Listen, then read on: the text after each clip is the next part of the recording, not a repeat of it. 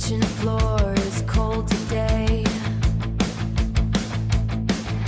I watch you playing near the tray line. You have your father's easy stride, but you have my restless mind. I made a bargain for this piece, a woman with skin like river ice. Don't you know the dear roads turn? They always win back to her gate. I broke the word I gave in Mars, and now the words begin to wait. They always wait. I left her in the velvet dark, took the sun and ran for miles. I thought a fence could keep us safe from her sharp and heavy smiles.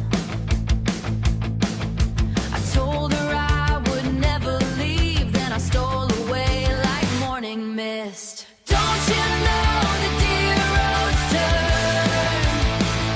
They always win back to her gate. I broke the word I gave in Mars, and now the words begin to wait. She told me she would shoot slow, a long pull of the cedar bow, waiting for the season to rot, waiting for the fruit to grow, waiting for the fruit to grow. And now you're walking toward the oak where the berries grow, thick and black. Don't you know the dear roads turn? They always win back to her gate. I broke the word I gave in Mars, and now the words begin to wait. Put down that branch, my little bird. The kingdom is calling you home. Calling you home, calling you home. The queen is waiting at the end of the road. Aloha! It's Jason from Hawaii. Welcome to a very special edition of the Comics for Fun and Profit podcast.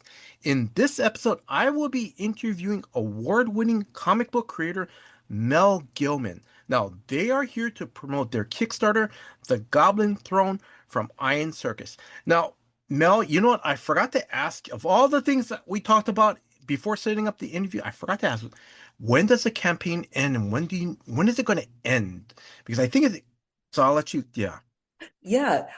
First off, thank you for having me on here. I'm happy to get to chat with you.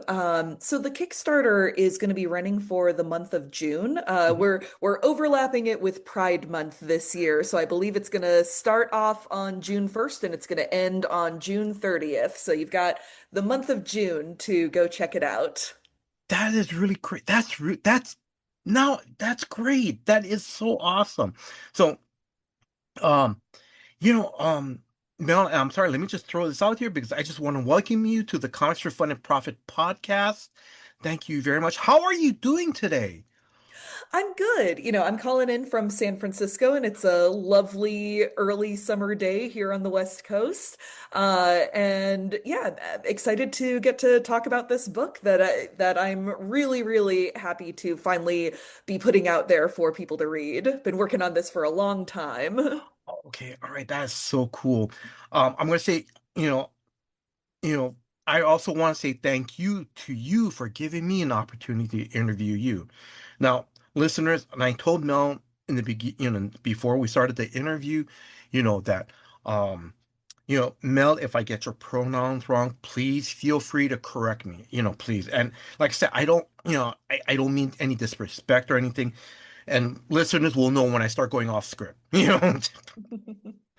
Also, too, yeah, because when I try to do interviews, I'm trying to like keep sure we're on track and all this stuff.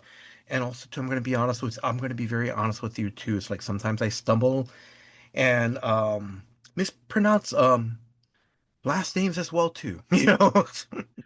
So It's all good. An easy way to remember mine is that I've got that creature from the Black Lagoon last name, the Gill Man. yes.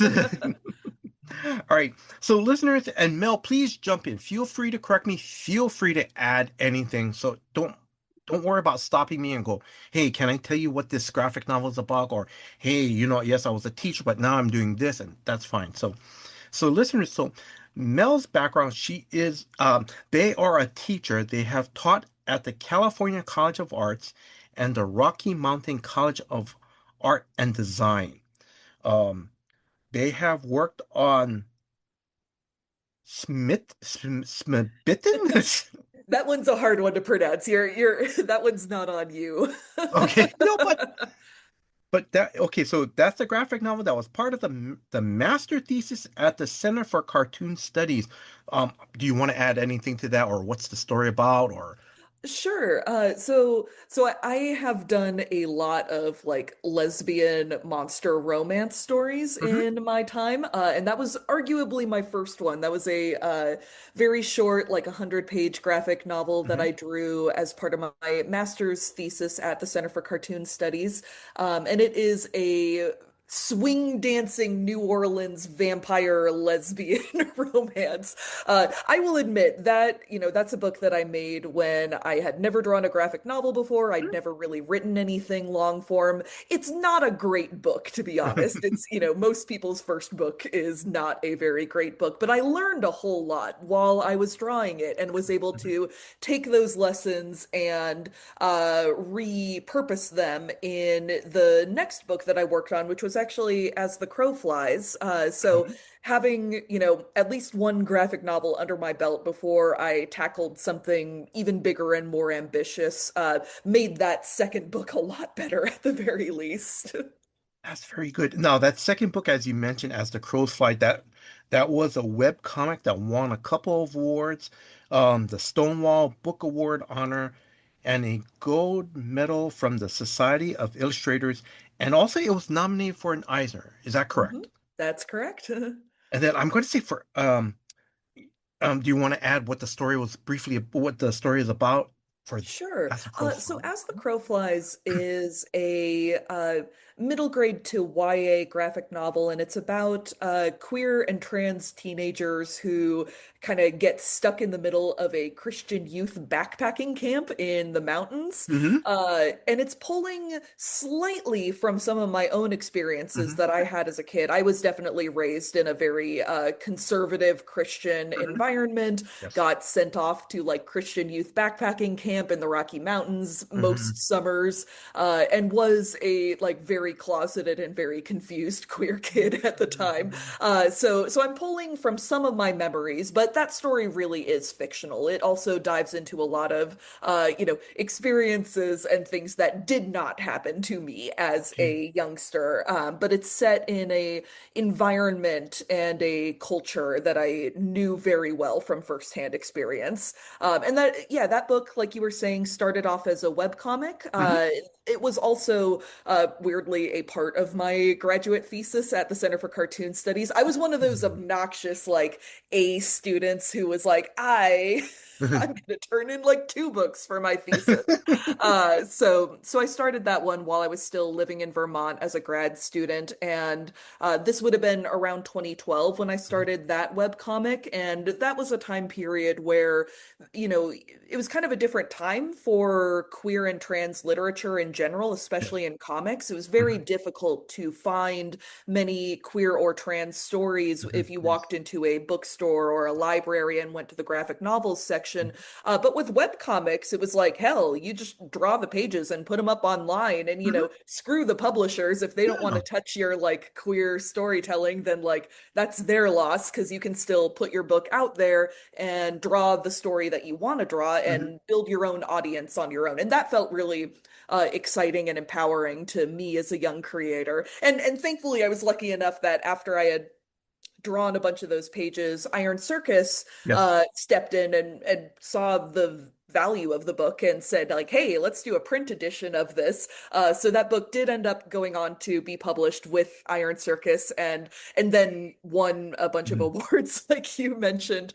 And has kind of set my career up from there, having that book under my belt. So yeah, I'm very fortunate in a lot of ways that I got the chance to do that Mhm. book, that I got to self-publish it in the way that I Yes. wanted to, and that Iron Circus, Mhm.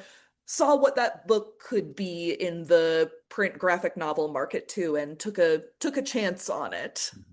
The other thing too, but I'm going a little bit off the script, but I think what's good is that, like you said, it's a web comic. It's came out of the web comic because in, in in some sense it's a little bit of a safer place for people that want to go. I want to see a story about me as either queer or transgender.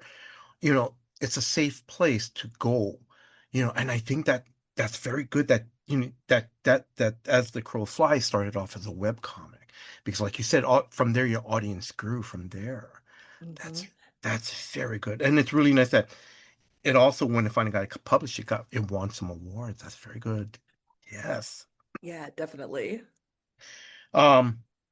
Also, your last the and one of your more recent books is Other Ever After. What is that one about? So I mentioned earlier that I've done a lot of like monster romances in Yeah, that's my right. time. And so one of the things that has been kind of a habit for me for almost the last decade is every year I participate in something called 24-hour comic book day, Yeah. which for people who haven't heard of that before, the idea is this is an annual challenge. It's supposed to happen on the first Saturday of October every year, where cartoonists draw a 24-page comic in 24 hours. And I am a old and cranky person who loves sleep and hates staying up late. So I always did modified versions of this, like, 12 pages in 12 hours, or 24 pages that I like split up over the course of a weekend so I can still get some sleep and rest my hand. But every year would draw a new, typically a lesbian fairy tale monster romance Mhm. comic. Yes. And eventually I had done enough of those that I actually got a cold email from Random House, Oh. to both me and my agent, saying like, hey, we noticed that you're doing all these comics and people really seem to like them online. Would you be interested in doing a print edition with us? And I was like, absolutely, yes. So Other Ever Afters is a collection of original queer fairy tale Mhm. comics. Some of them are stories that I was drawing for 24-hour comic day, from the years like 2016 to Mhm. like 2021, I think. Mhm. And others of them are completely brand new stories that have never existed online that I made for that book specifically. Mhm. But that is a really lovely book, and I learned a lot about the craft of telling fairy tale stories, and that obviously was a important stepping stone towards the Goblin Throne, which is in many Yes. ways a fairy tale comic, but it's also a very complicated narrative. It's not a short story, it's a Yes. much longer story. It's told from multiple perspectives and has Yes. a lot more complicated moral themes to Yes. it. Yes. And we will get to that in a few minutes, because so I'm gonna did I miss anything, or is there anything you want to add? No, no, that about covers it. I guess the only other thing that I'll say in terms of my like career overall is that I'm also a comics teacher and a comics professor. Hmm. Right now, I am serving as the department chair of both the undergraduate and graduate comics programs at California College of the Arts. Hmm. And I've been teaching there since 2015, and have also taught at a lot of other colleges. So teaching is definitely a big part of what I do professionally, on top of being a comics creator myself. I also spend a lot of time, mentoring and educating Hmm. classes of young cartoonists that are going through that school CCA. Oh, that's so cool. Thank you for sharing that. Before we start the interview, I want to give a big shout out to Hannah Behedri of Superfan Promotion. Hannah, thank you very much for all your hard work behind the scenes and setting up this interview. Mel, I'm going to ask, would you like to add anything to what I said? No, no, this is all good. I'm excited to dig into the book with you. Okay. All right. Um, where can people follow you on social media? So I'm pretty easy to find online. I think on Instagram, my handle is M Gillman, Mgillman. And most other platforms, I will be Mel Gillman, Hmm. Melgillman. I think I'm on Blue Sky, I'm on Hmm. Tumblr, lots of all the usual Hmm. places. I'm easy to find. And the Goblin Throne also has its own standalone webcomic site now, which is thegoblinThrone.com. So I'm actually actively updating that webcomic as we speak, a page a day right now. So depending on what time people are hearing this interview, Hmm. you can go to that website and potentially read the whole book or very nearly all of it by the time that you are listening to this. Oh, okay. All right. No, thank you. Also too, I'm going to ask, because some of the your previous works that we talked about, is there, do you have a website where they may buy the books from or anything, or, you know? Yeah, the easiest place to buy my books would be, any normal like book selling Hmm. retailer. Bookshop.org is a great place to be buying books. For either of my Iron Circus books, you can go to Iron Circus Comics' website, Hmm. and buy them directly from the publisher, which is always a great way Yes. to support artists, and small press publishers that are out there doing the good work and supporting like weird, funky queer literature that maybe wouldn't have a home elsewhere. So yeah, lots of places online to find my books. Okay, thank you very much. All right, Mel, we're gonna just jump right in. The Goblin Throne. Now, what is this story about? Sure. So The Goblin Throne is a lesbian horror romance graphic novel. Hmm. And with every new book that I do, I always set myself some sort of little like visual art or writing challenge because, it's important that you're always kind of pushing yourself Hmm. and, as a storyteller to see what new things you can do. So sort of the challenge that I had for myself with this book is I wanted to tell the same story over three times from three different perspectives and use that as a way to build tension in the narrative where, the things that the reader knows or thinks they know Yes. incorrectly from previous iterations of the story sort of become this like specter that's haunting the narrative. It's kind of like that, there's that classic Alfred Hitchcock quote about how, when you want to build tension and suspense in a narrative, if you have a characters talking around a table and there's a bomb under the table, Yes. if the audience knows that the bomb is under the table and it's about to go off in 5 minutes, that builds suspense. If the audience doesn't know that the bomb is there and doesn't know that it's about to go off, then it's a surprise when it Hmm. comes off. So in this story, I'm kind of playing with that concept where I'm giving the reader information about what's about to happen in the narrative and then making them wait really long, Hmm. and making them relearn additional context for the story that they thought they understood on the first pass. Yes. But more importantly than that, the story itself is about a peasant woman who Yes. goes and visits the Queen of the Goblins in her, dank underground Hmm. cave lair, Yes. and asks for help getting out from a situation where there's a young man in her village who has been kind of, following her and bothering her, implied in a Or sort of like kind unwanted of. sexual way. And so she strikes a bargain with the Yes. Goblin Queen to get protection from this Hmm. man in exchange for her firstborn Yes. child. But from there, she quickly learns that she didn't fully anticipate all of the consequences of that bargain that she Yes. struck with the Goblin Queen, and things spiral a bit out of control from that point.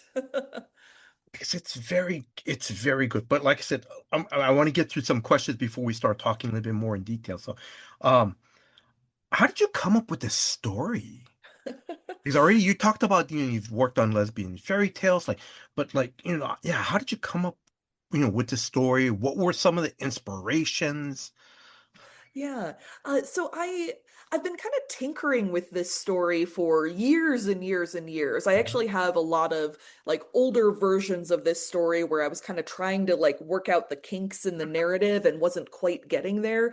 Um, but but probably around like 2023, 2024, I started feeling like after years and years and years of revisions, I was sort of seeing the bigger picture and seeing the ways Mhm. that this could all fit together into a satisfying whole. I think the thing that sort of the germ of an idea that the story grew out of is I love Fey bargain stories. I love, like, the classic, give me your firstborn child in exchange for Yes. whatever. Hmm. That's a very like standard issue fairy Hmm. tale trope that you see in a lot of places. But something that I really liked is when I started thinking about, okay, what if that firstborn son trade is not like a changeling narrative where you're just like giving your human child up to the inhuman creatures that live in the mountain and you'll never see them again. Hmm. But what if instead it's a marriage contract? It's like, no, let's make a baby together and that is what I want out of you. And that felt like, oh, okay, now we're getting somewhere interesting because now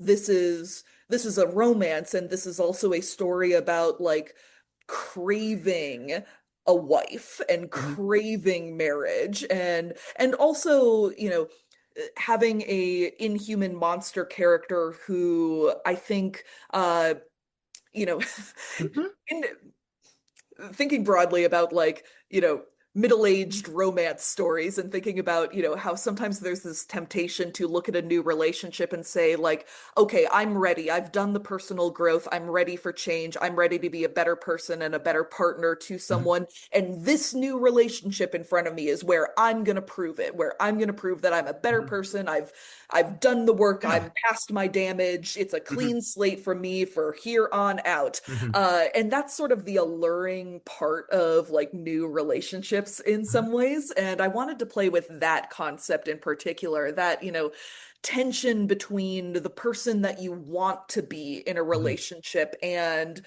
the baggage that you are like shoving beneath the floorboards and saying like, I'm over that. That doesn't exist Hmm. anymore. And how that will probably come back to haunt you in ways that you didn't fully expect because Hmm. maybe you haven't done all the work that you need to. Fairy tales are great because they're always allegories and it's Yes. always about how do we tell these like deeper, complex, emotional human narratives Yes. through these, sometimes stock characters like, hardly anybody even has names in fairy tales. It's like, the mother, the son, the queen Yes. of the Yeah. goblins. But they're meant to be these archetypes that the reader can kind of put themselves into to think about emotional themes and complex moral discussions. Yes. So that's really what a lot of this story is doing. And that makes it all sound very highfalutin, but it's also a story that's just about like, wow, look at that hot goblin lady. And maybe maybe I have some like erotic tension with her that I can explore in this narrative. Um, let's see. How did you come up with the title The Goblin Throne? Because like you said, you worked on this for many years. There's older stories, and I'm sure that you've had, a lot of titles that you're trying to work out. So how did you settle with the Goblin Throne? Yeah. Well, the Goblin Throne is a physical object within the story that does have a like fair amount of weight and significance within the narrative. There is two physical Goblin thrones that Yes. exist in the story, and the question of who will sit in that second seat and what does Hmm. that second seat mean, and what are the consequences of building that second Goblin throne are pretty heavy ones for this story. But I also have a funny story about the title, which is that, when I was first writing the early drafts of this story, I was just calling it The Goblin Queen, Hmm. which seemed like the obvious title. Yeah. But then one day I remembered that I should probably like do some Google searching to see what Mm. other things are already Yes. using that phrase, the Goblin Queen. And understandably, I'm not the first person who has thought of a Goblin Queen before. There's plenty of stories that have that. But more importantly, there's like a character in superhero comics who is like Madeline Pryor, the Goblin Queen, and Mhm. there's a lot of comics that are still coming out with that character and that phrase. And I was like, maybe it's better if I like find a slightly different title that will not be stepping on the toes Yes. of a gigantic superhero mega Yeah. corporation. So, so shifted gears and found a slightly different title that honestly probably works better for the Yes. story anyway. It's a little bit more specific and it's a little bit more distinct and it's a Hmm. little bit more ominous, I Hmm. think. Okay. And then, all right, you already mentioned like in fairy tales, and correct me if I'm wrong, even in your story, The Goblin Throne, your characters, they don't have names. But I'm going to ask you, we already talked about the peasant woman. Can I ask you, like, can you talk to, let the listeners know well, of course, the Goblin Queen is another character, but maybe if you can go in a little bit more detail about the Goblin Queen, you know, um, the peasant woman's firstborn son, um, also her husband too, if you, yeah. Yeah, yeah. There's a like fairly big cast in this story. And each character is kind of representing sort of a fairy tale archetype in a way, which is why nobody has any names, and Hmm. they're all meant to be these characters that kind of represent different moral positions within the sort of ethical conversation that the story is having. So the beginning of the story, the first point of view character that we get is the firstborn son. Yes. And he is the character that sort of is there to be, in stories, it's oftentimes really useful to have a character who just like doesn't know anything so people Hmm. can explain things to them so that the reader gets that information as well. And the kid is kind of that character. He's the one who first encounters the Goblin Queen, and the Goblin Queen kind of tells him the backstory, says, Yes. hey, this thing happened where your mom promised me her Hmm. firstborn in exchange for protection from this guy that was Hmm. bothering her. And I upheld my end of the bargain, Yes. but your mom broke her end of the Yes. bargain. The story spins out from there. So that becomes the first version of the backstory that the reader gets. Yes. And we don't learn until we start getting into later chapters that there were some small details where the Goblin Queen was not being entirely truthful Hmm. about the version of the story she was telling to this kid. Hmm. But that's the fun part about telling a story from multiple different perspectives is you can, plant information in your reader's mind and then force them to question if that was actually true or not once they get a little bit later into Hmm. the story. So the kid is, very naive. Yes. He, is very trusting, Yes. and he doesn't have any other windows into this situation other than what the story that is told to him. And the Hmm. reader is in the same position. We don't know anything other than what these characters are telling us, and it's not until later that we are forced to question things. After that, we meet the mom, and we get a chapter told from her perspective. Hmm. And so we kind of roll the timeline back to her being a young woman in Hmm. this, like, peasant farm village, and see her in the moment when she makes the decision to go seek the Goblin Queen Hmm. on purpose to go try to strike this bargain. Hmm. And this is also where we start seeing more of the romantic undertones come Yes. in, where there's definitely like a undercurrent of attraction and sexual desire Hmm. between these characters. And that is clearly part of the motivation for her making this choice here.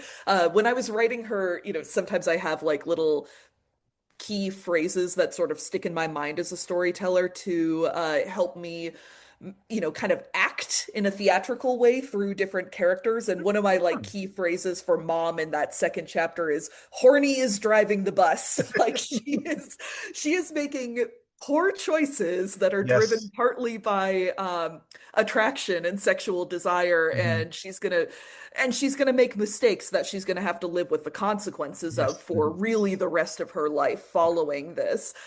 So that's where we meet the mom, and then the final part of the story is told directly from the Goblin Queen's Hmm. perspective. So we see, we roll the timeline back even further in part three to see Hmm. a little bit of what her life was like Yes. prior to meeting Hmm. the mom Hmm. and prior to having this bargain Hmm. struck. And that gives us a window into how this whole situation feels from her perspective. And for her, like, secretly, she's kind of the character that I have, in a lot of ways, like, the most empathy for, even though she's Yes. the character that does Yeah. the, like, worst moral actions in the entire narrative.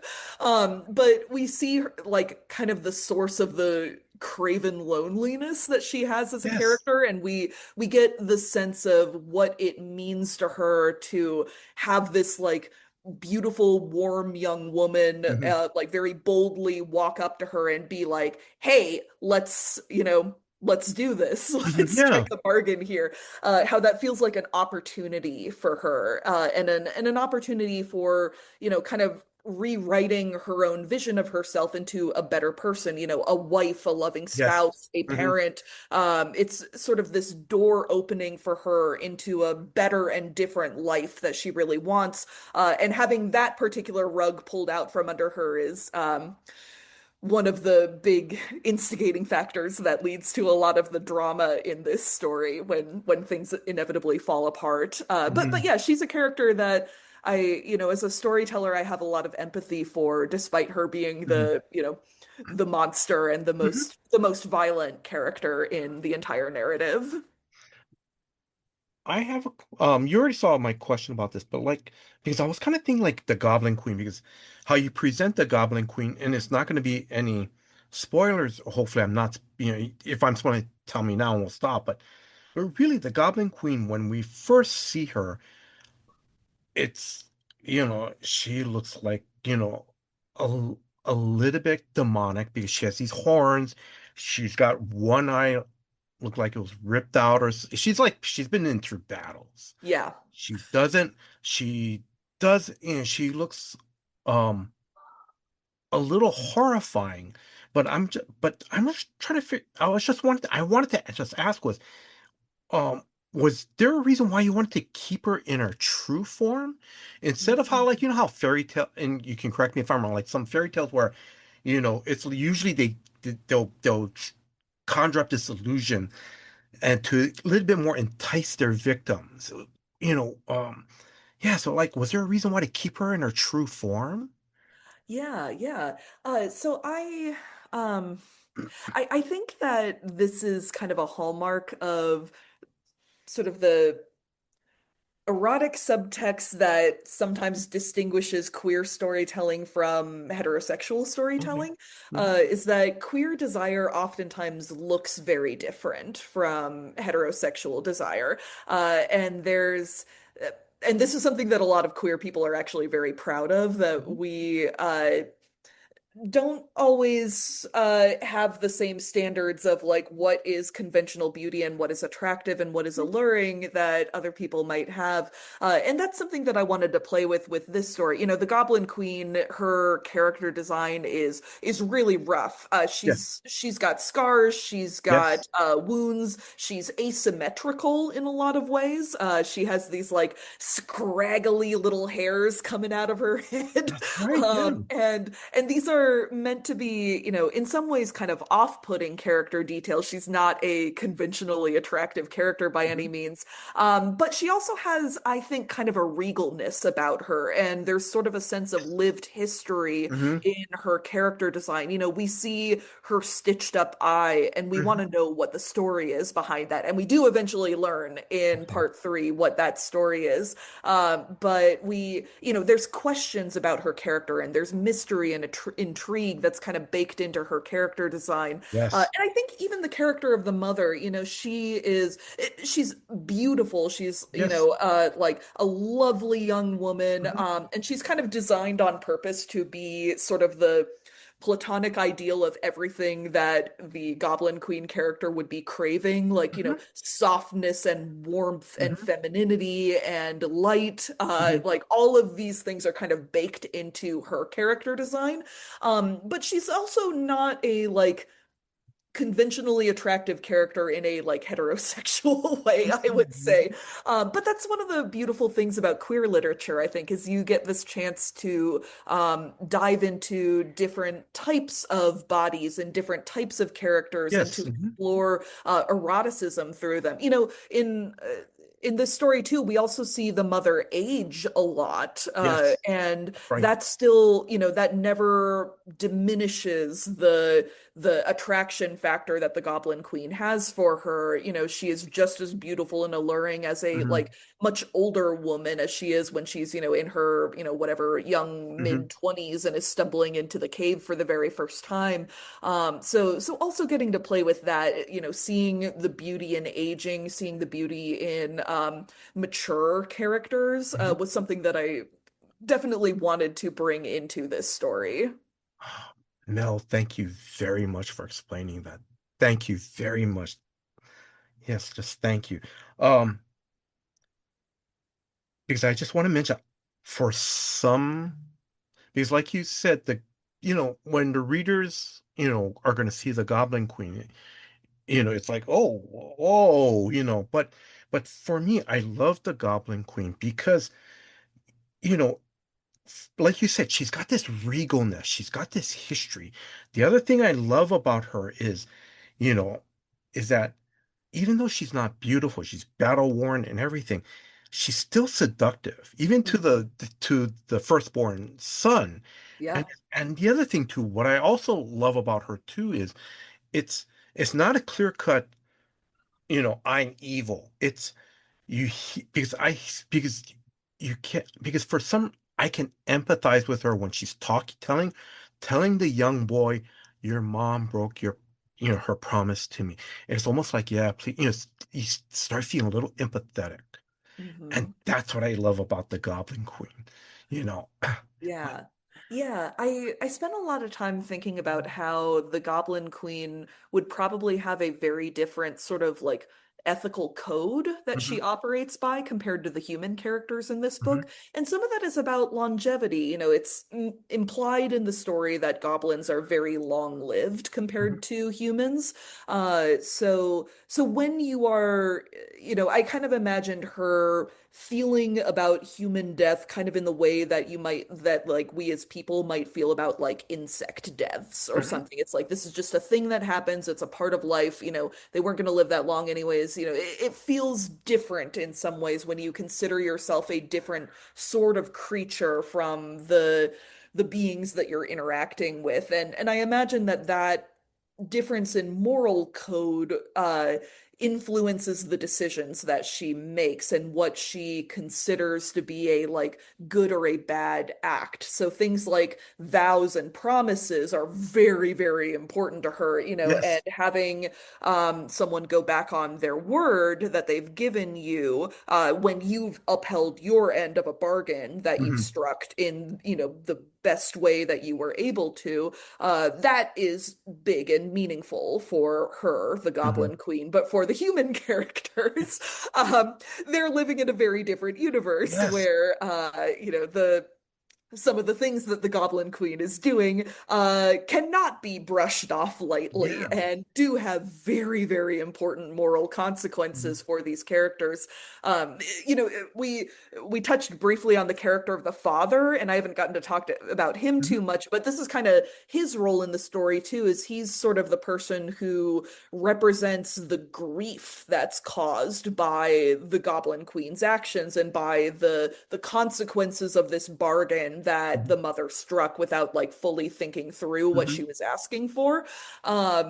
He is a person who will sort of live with the scars of what happened for the rest of his life. Mhm. And even though he's kind of a background character, we Yes. don't see a ton of him in the narrative, but we see enough to see the shift that happens in his character before and after the like big traumatic central event of Yes. the story. Mhm. We see him before the death of of his brother being, very kind of bombastic and, a little bit, Mhm. he's a little bit of a like shitty dude Yeah. who doesn't have like great boundaries and he makes Yes. kind of gross jokes, but he's like vibrant and funny and alive Mhm. and active and, has personality, has character to him. And in the aftermath of his grief, we see all of that kind of crumble in him. He becomes this sort of hollowed out, quiet person who like almost never speaks, never jokes, has this sort of like grief that he's Mhm. constantly wearing over him.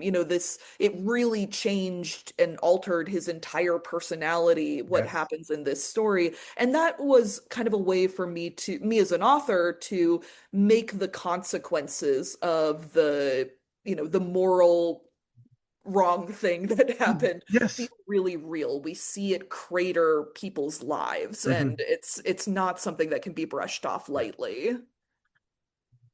Wow, that's very good. Sorry, Mel. I know we're about 10 more minutes for before I start wrapping up the interview. Um, I just want to comment and you've already talked about it, but I want to tell you what I love about this story because like I've read the first two parts. This story has so many layers because and I know you're saying that on one level it's a lesbian fairy tale, but the other thing too is I'm gonna say yes, I do see it, but I also see that it's also it's a s- it's a love between parent and child, and Mhm. we talked about it too, and also it's a story about consequences too. It's like the Goblin Queen is going, you made a promise to me, you need to keep it. Whereas, the peasant woman's going, no, I don't, Mhm. bye, wait, here, let me throw you a distraction. Give me one day and I'll be back. Bye, but Mhm. she doesn't realize that there's consequences to it. Also too, um, the other thing too, the story, and I just realized too that this story is a little bit about loneliness. The Yeah. Goblin Queen. She just wants to love someone. Like you said, it's like if she brings the peasant woman into her life, she's going to change, this will help her change a little bit more. Hopefully, maybe to be accepted. She just wants to be accepted.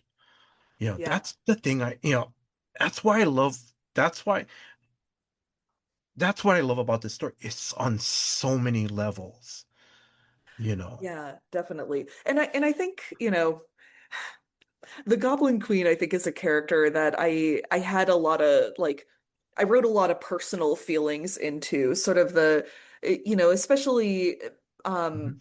I think for lesbians in particular, when you're operating in a like dating pool that is very, very, very small, and Mhm. also a lot of us, don't always figure ourselves out until a little bit later in life. Mhm. So our sort of dating narratives are a little bit different than what a lot of like cis and heterosexual people might have.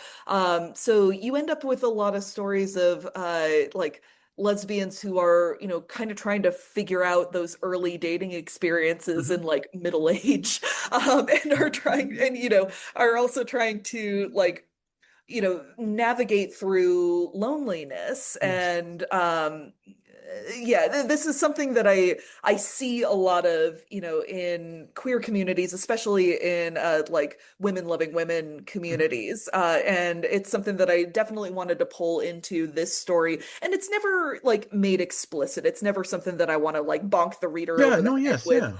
Yeah, but it's like the background radiation of the Yes. way that I'm constructing the Goblin Queen character. And it's also part of what makes her sympathetic as a character because we understand that feeling, the like, eh, craven loneliness and feeling like, oh my Mhm. God, here finally is an opportunity for like someone who I can love and a chance for me to like be the like loving partner and spouse that I want to believe that I'm Mhm. capable of being, Yes.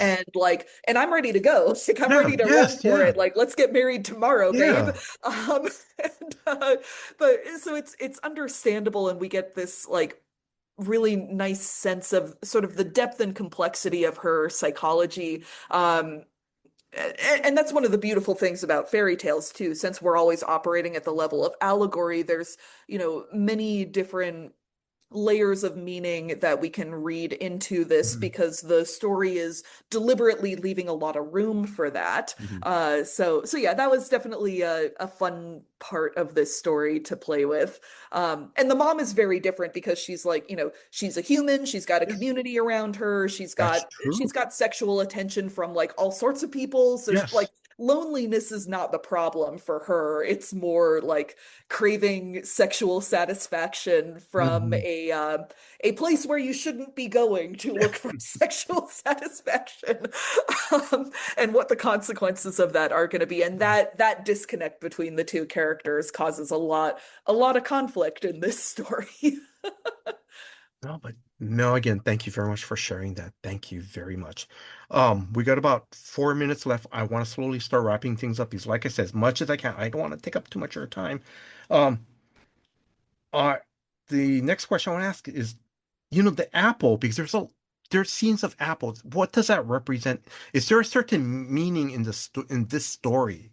What does it represent? Yeah, I don't know that there's a like one single concrete meaning that I can give you. I mean, obviously apples have they're kind of a weighty fruit Mhm. in, like Western Christian influenced Yes. cultures. Yeah. Oh, We yes. associate Yeah. yeah, we associate them with sin, with good and Yes. evil, also with like desire and eroticism. So all Mhm. those layers of meaning are definitely baked in there. The thing that I was always thinking about when I was writing the character of the mom in particular is and she says this directly at one point in the story, she doesn't like apples, but she's kind of stuck in this situation where she's always like surrounded by Goodbye. them. Yes. And that's kind of, I guess in that way it's sort of a becomes a metaphor for like compulsory heterosexuality Mhm. in a way. It's like she didn't want apples, but she's getting Yes. apples Yeah. because Because. that's the consequences of the actions that she is holding here. And the Goblin Queen, on the other hand, is oftentimes kind of represented by apple blossoms as opposed to apple fruit. Okay. So that was another kind of useful like metaphor that I was keeping in my mind as I was writing this story, that the Mhm. mom is attracted to apple blossom, sort of the promise of fruit and like softness and springtime and this like Mhm. flourishing of new life and new growth, Mhm. but sort of the consequences of apple blossoms, apple fruit, she's not into that. That's a step too far for her. So we see like, the Goblin Queen is oftentimes associated with apple blossoms. There's always like snowfall or white blossoms falling when she's Mhm. in the room. Her wedding garments incorporate a lot of blossoms into them. But fruit is more associated with the husband that she ends up stuck with. Yes. Mhm. So that was kind of the metaphorical distinction I was making in my mind between those two. Um, let's see. Is there anyone you want to give a shout out to help who helped you on this book? Oh, I mean, I did have, I'm very grateful that I had a lot of comics friends who read through some early drafts of this, and also just kind of like cheered me on from the sidelines Mhm. while I was writing this. Abby Howard, one of my favorite horror cartoonists out there, has always been really excited about this book and has been cheering me on for years, and I'm really grateful for her. And I've also got like, my like cohort of secret Twitter friends who have been following things along for years and years, and I'm very grateful for Mhm. them. I've got a good friend, Yaramir Stoll, who is a comics professor who lives in Columbus, Ohio, who, very patiently like sat in car rides and on long hikes with me while I like talked through storytelling decisions that I was Mhm. making and like my thought processes for this narrative. It's always really helpful when you have someone who's just willing to like sit and listen to Mhm. you while you're trying to like put your thoughts together about a big complicated story that you're trying to tell. Mhm. So yeah, lots of friends that helped me out along the way, fellow cartoonists and other writers who were in the background kind of helping me navigate a complicated undertaking with this story. Let's see. Um, I'm gonna start because I'm sorry. I know can we have 5 more minutes? Are you Totally. okay? Okay. Yeah. Let's go. Let's talk about reward tiers. Do you know what some of the reward tiers are? Oh, yes. So obviously, the main point of the Kickstarter is it's a pre-order campaign for the book. So we will have beautiful hardcover editions of the Goblin Throne that are for sale. And we're thinking a lot about like fun little bells and whistles that we can add into the print edition. There's going to be some like spot gloss on the text, and the cover design is really fun too. I pulled a lot of visual inspiration from those old like 1970s, 1980s bodice ripper romance novels that you would find in like grocery stores in Yeah. like the 80s and 90s. Like that type of graphic design ended up being really fun to play around with. Mhm. We're also thinking about doing a more like typical romance novel variant cover for this as a print. And that's going to be really fun for me to design. Going to do book plates. One of the really unusual reward tiers that we're going to have for this is at a higher level, people will be able to buy original art from the Oh, book. that's nice. And that's kind of a special thing because, so I draw everything in traditional media in Uh-huh. colored pencil, which is a unusual medium for Hmm. cartoonists to work in. Hmm. And I very, very rarely ever have original pages up for sale. So this is an unusual opportunity to own a piece of original art from this book. Hmm. So for people who are interested in owning a piece of hand-drawn Hmm. art from the book, that's going to be an option here. So yeah, lots of little fun things that will be in the mix. I'm joking on this part. Is there going to be a tier for someone to get a life-size goblin throne? God, if only. Pay me like $100,000 and I will figure out a way to make it happen. And it's just only one goblin throne, Yeah, not there can two. only be one. Yes. This has to be limited edition here. All right, three more questions. Fun questions. What is your comic book convention or comic festival schedule for the rest of June and the rest of the year 2026? Oh, good question. So I'm probably not going to be going to a lot of comic conventions this year, Okay. mainly because, I mentioned at the top of the show that I'm a department chair for Oh, two that's right. different Yes. comics programs, and that tends to keep me very, very busy throughout the year. But next year, when the book has actually debuted Mhm. and is out in the world, I probably am going to start trying to go to more conventions with that. So probably not 2026, but probably like mid to late 2027. You'll see me around at more comic book conventions. And Okay. I always love, some of my favorites are like, I love going to Mice, I love going to TCAF, SBX, Cartoon Mhm. Crossroads. So I'll probably try to hit as many of those as I can get into. Oh, okay. All right. All right. Have you and your family been to Hawaii? Sadly, no, I've never gotten the chance to go to Hawaii. I would love to sometime. Mhm. It seems beautiful. Okay. All right. And then the final question. Any closing words to our listeners? Oh, well, if you're still listening, thank you for being here. We really appreciate you listening to us chat about this book. I had really a blast drawing this book, despite how like kind of traumatic it is in a lot of ways. And I'm really grateful that there's a publisher out there like Iron Circus who is willing to roll the dice Mhm. on some kind of weird and unusual and like sexy and gory adult Mhm. lesbian comics. Mhm. This is a book that doesn't have a lot in common with a lot of other lesbian comics that are out there right now. It's very dark, it's very adult, and it's complicated Mhm. and messy and violent. And we deserve to have all types of lesbian literature out Mhm. there. And I'm very grateful that I was able to make this book and that Iron Circus was willing to take a chance on it. Mel, mahalo. Thank you in Hawaiian for giving me an opportunity to interview you. I wish you all the success with this Kickstarter campaign. And I want to thank you for making comics. Just thank you very much. Thank you. Now, listeners, if you are a new comic book reader or a lifelong comic book reader, or you know, whether it's whether you're looking for lesbian or queer storytelling, or you just want to read a very good story that has so many layers, because as you heard me and Mel talk about, that this story has a lot of layers. It's, please check out the Goblin Throne. Now, this Kickstarter from Iron Circus, it launches on June 1st.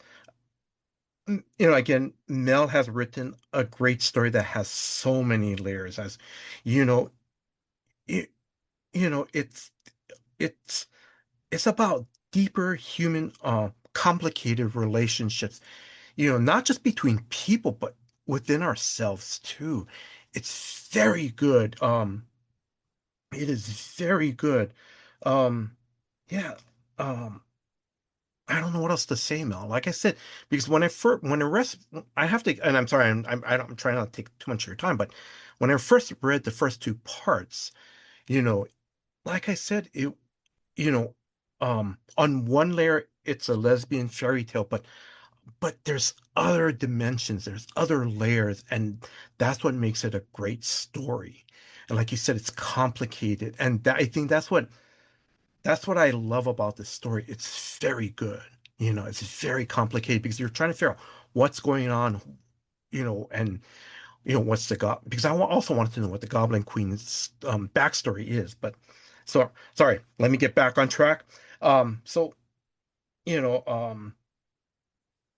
I want to thank Hannah Bahedri of Superfan for Promotion for asking us, Comics for Fun and Profit, to interview Mel. And Hannah, thank you very much for all your hard work behind the scenes. Drew, thank you. Drew, the Close Up Comics. Thank you, Drew, the Close Up Comics for Fun and Profit, for putting this episode together. Thank you very much for all your hard work behind the scenes. And if you are a new listener, please check out new episodes of Comics for Fun and Profit that comes out every Saturday. And I want to thank you, the listeners. Thank you very much for your time. Thank you for listening to this episode. Until next time, guys. Aloha. She ran through the pines where the moon hung low, with a heart full of fear and nowhere to go. The winter was hungry, the wolves were near. Then a voice in the thorns whispered soft in her ear, give me your promise, give me your name. Trade me tomorrow and I'll end your pain. The Goblin Queen smiled through a crown of bone, and the woman said yes, though she stood alone. But every bargain leaves a mark, every lantern casts a dark. All dear roads led home to the kingdom beneath the briar stone. You can run for years, you can cross the sea, but the Goblin Queen remembers every promise made to me. All dear roads led home through the forest where the lost ones roam. The moon keeps watch, the old trees lean, and they all bow down to the Goblin Queen. She broke her word and she disappeared, built a new life from forgotten years. A sun grew strong with a hunter's eye, while old magic slept beneath the sky. But the queen still waited beyond the glen, counting seasons, counting men. For debts grow roots and roots grow deep, and ancient promises never sleep. The wind recalled what she denied, and called her name from the other side. All dear roads led home to the kingdom beneath the briar stone. You can hide your tracks, you can change your face, but the Goblin Queen will find you in the end of every chase. All dear roads led home where the silver antlers gleam and roam. The stars burn cold, the shadows preen, and they all belong to the Goblin Queen. A boy awoke with blood on his hands, alone in a land he couldn't understand. His father's voice echoed through the night, shoot slow son, make your arrow right. The trap was hers, but it wasn't for him, yet fate had carried him to the forest rim. A mother's mistake, a kingdom's demand, a promise now resting in the boy's own hands. All dear roads led home past the ghost white trees and the standing stones. Every oath you break, every vow unseen, becomes another path to the Goblin Queen. All dear roads led home where love and terror share a throne.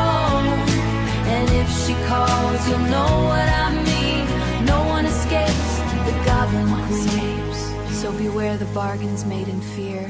Beware the voice that sounds sincere.